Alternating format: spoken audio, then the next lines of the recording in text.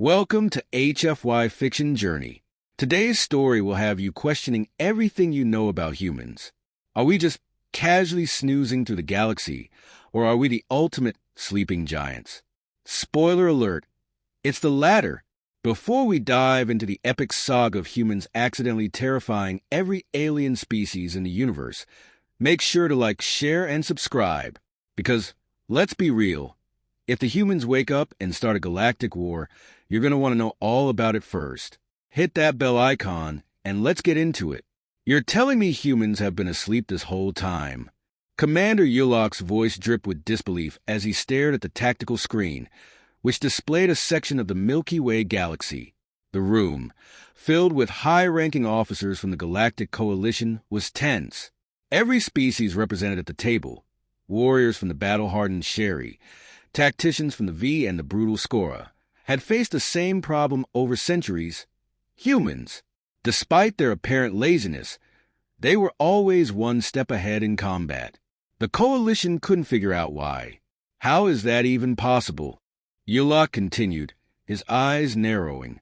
Our spies report minimal military activity, yet every time we engage them, they wipe out our forces like it's just practice. It doesn't even seem like they're trying. It's no mystery, said General Tvok of the Skora, tapping his sharp claws impatiently on the table. Humans are toying with us. They know they're stronger and faster. They're pretending to play along, sleeping, if you will. The room stiffened at the accusation. The idea that humans, small, short-lived, and from the backwater planet Earth, could hold the upper hand against the mightiest war powers in the galaxy seemed absurd. Yet the evidence was undeniable. They're not toying with us, Admiral Krell of the Sherry responded, his usual calm demeanor cracking. They're asleep in every sense. Their civilization doesn't even fully grasp its potential. They only react when provoked. Even their history is full of wars, but they never conquer. They never seem to realize the power they possess. General Tvok scoffed. So, you're saying humanity is just sitting on a mountain of untapped destruction, and no one thought to mention this before? They don't need to mention it, Krell said, gesturing to the data. In the last 100 galactic cycles, they repelled every attack, won every war, without ever starting one themselves. They awaken, strike, and then go back to sleep. It's not a strategy, it's just who they are. Yulok blinked, recalling battles where humans appeared out of nowhere, decimating entire fleets before retreating as if the whole thing had bored them. He had assumed it was tactical genius, but this? The humans are bored with war, Krell muttered, voicing everyone's fears. For them, conflict is just a reflex. Ridiculous, Tvok growled. If they're so powerful, why haven't they conquered the galaxy? We've all seen what their ships can do. They could have steamrolled any of us by now. The room fell silent. Krell leaned forward, his gaze sharp. Because they don't want to. Conquest isn't in their nature. They fight only when necessary, and only when pushed. Yulok rubbed his temples, the thought overwhelming. He had lost countless soldiers trying to decipher human tactics. They had analyzed human weapons and fleet movements, but nothing made sense. No consistent patterns. Just victory after victory, often at the last moment, as though humans were waiting until the very edge of defeat to strike. You know what this means, Krell said, not finishing the sentence. But the implication was clear. What if humans fully woke up one day and realized how easily they could end every conflict in the galaxy? Tvok broke the silence, his voice unusually subdued. Then we need to make sure they never wake up. How do we do that? Yulok asked. How do you keep a sleeping giant from realizing it's a god of war? Simple, Tvok said, his eyes gleaming with malevolent intent. You give it no reason to stir. Yulok felt a chill creep down his spine, and the others clearly shared his unease. It wasn't an unreasonable idea. If humans never felt truly threatened, if they could be kept in their slumber, the galaxy might remain safe. But if they kept provoking them, if anyone made the wrong move, it could be the end of all of us. Yulok hesitated. Admiral Krell leaned back in his chair, his four eyes narrowing. then we must ensure no one ever gives them that reason. And that includes us.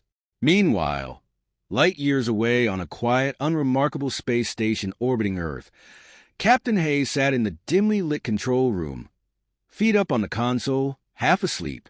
The human fleet was on standby as usual, drifting lazily in low orbit. Earth was peaceful, silent as always. No pressing wars, no imminent threats. Anything on the scanners? Hayes asked, yawning. Nothing, Lieutenant Chin replied, not even bothering to look up from his book. Just like yesterday and the day before that and the year before that. Hayes chuckled, folding his arms behind his head. Good. Let's hope it stays that way.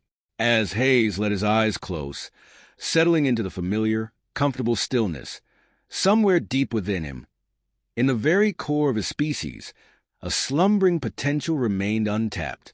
But for now, it was asleep, just like him. We let them believe they're still untouchable, still the apex predators. They'll stay confident and remain asleep, Yulok frowned. That's a risky strategy. One wrong move, and they could realize what we're doing. And then, well, we all know what happens. Tvok smirked, baring his teeth. That's the beauty of it. We make sure no one pushes them hard enough to wake them. We let the humans continue their little naps, while we quietly build our defenses, just in case they stir. Krell leaned forward. If we do this, we'll need cooperation from every coalition member. No rogue factions, no freelance warlords trying to test their strength against Earth. If even one species pushes the humans too far, the entire galaxy will pay the price. Exactly, Tvok agreed. No one challenges the humans. We keep them distracted, lull them back to sleep, and wait quietly until we figure out a permanent solution. Yulok looked skeptical, and if they do wake up, Tvok's eyes gleamed with something like madness. Then we'll be prepared. We'll have enough firepower to face them if we have to, but if we're lucky, they'll never see it coming. Calculated risks often backfire, Yulok pointed out, the weight of his words heavy in the room. Tvok scoffed. Do you have a better idea? Silence fell over the command center as the Galactic Coalition leaders mulled over their options. Humans had proven themselves an enigma, capable of annihilating fleets with minimal effort, yet disinterested in galactic conquest. Their technology, strategies, and soldiers made no sense. They should have been a force of unstoppable conquest, yet they barely seemed to care. Krell finally spoke, breaking the tense quiet. We proceed with caution. Tvok's plan has merit, but we can't underestimate the humans. We keep them complacent, distracted. If we control the narrative, they won't see the threat coming. Yulok sighed. I hope you're right. If this goes wrong, there won't be a galaxy left to fight over. On the outskirts of the Sol system, a lone human patrol ship floated quietly through space. Inside, Lieutenant Chin sat at his console, flipping through sensor reports. As usual, nothing interesting popped up. Space was vast and empty, and after decades of skirmishes with the Coalition, things had settled into an unspoken truce, or so it seemed. Chun yawned and stretched his arms. You ever wonder why they keep sending us out here, Captain? Captain Hayes glanced up from his seat, where he was lazily monitoring the ship's status. Not really. Orders are orders. Besides, it's better than sitting around on Earth all day. Yeah, but nothing ever happens. Every few months we get reports of Coalition ships sniffing around, but they never make a move. It's like they're waiting for something. Hayes shrugged. Maybe they realize it's not worth the effort. We're too far out. They can poke around all they want, but they won't get close to Earth. Chun chuckled. Probably. Still makes you wonder. They're always on edge, like they're afraid of something. Hayes leaned back, watching the stars drift by. Maybe they should be. They've seen what we can do. They know better than to push us too hard. There was a long pause before Chin spoke again. Do you ever think about what would happen if we really pushed them back? Not just skirmishes. An actual war if we decided to finish it. Hayes shook his head. No, we don't need to. We've got nothing to prove. Why wake a sleeping beast? Chen raised an eyebrow. Aren't we the beast? Hayes grinned. Exactly.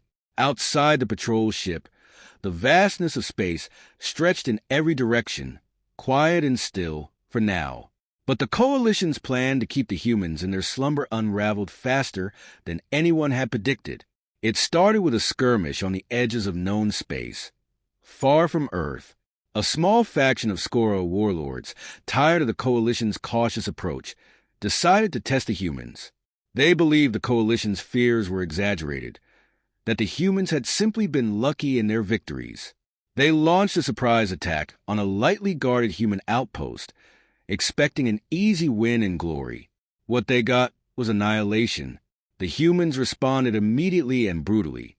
Within hours, every Skora ship had been destroyed, leaving nothing but debris scattered across space. The message from Earth was simple: don't push us. News of the Skora defeat spread like wildfire. The Coalition scrambled to contain the fallout, but it was too late. The humans had stirred, and now they had questions. Commander Yulok stood before the assembled Coalition leaders, his face grim. The humans have mobilized.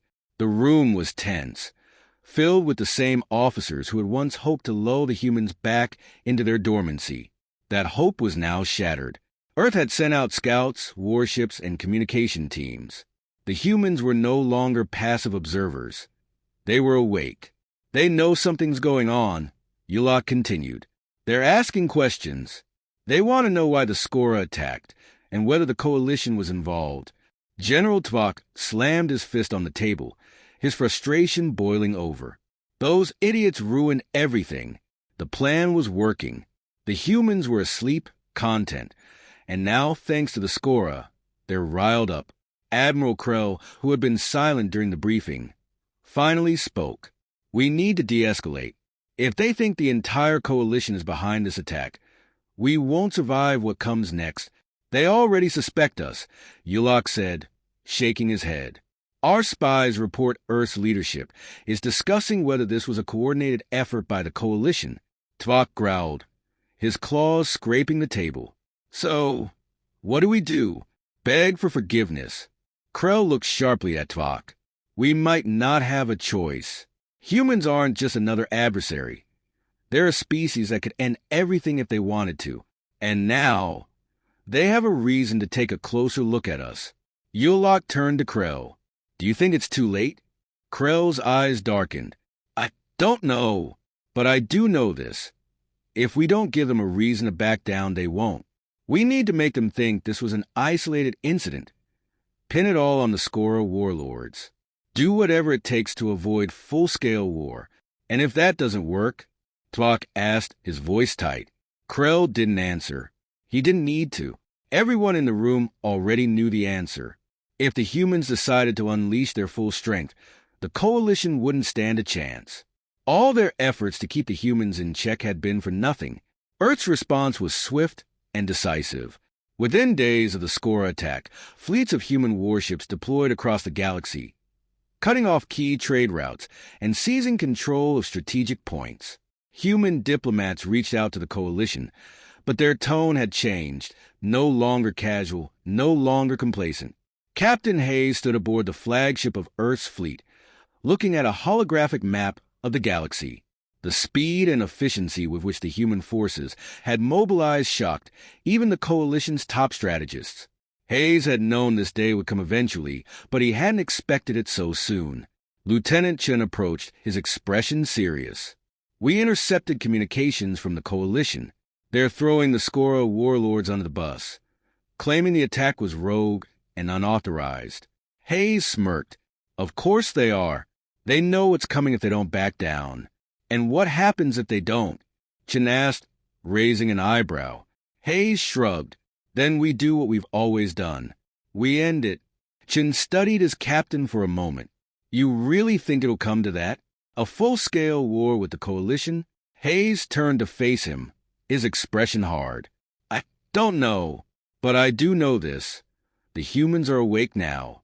And if the Coalition thinks they can push us back into our slumber, they're in for a rude awakening. The Galactic Coalition sent a desperate plea to Earth, offering reparations and denying any knowledge of the scorer's intentions. The humans, though not fully convinced, agreed to a temporary ceasefire. But the message was clear. They were watching. They were waiting. The slumbering gods of war had stirred, though they had not yet fully awakened. The galaxy now lived in fear of the day they might. The coalition, once confident in their ability to control the humans, now trembled at the thought of what would happen if they failed to appease them. Humanity had made their position clear. They would not start the war, but if pushed, they would end it completely.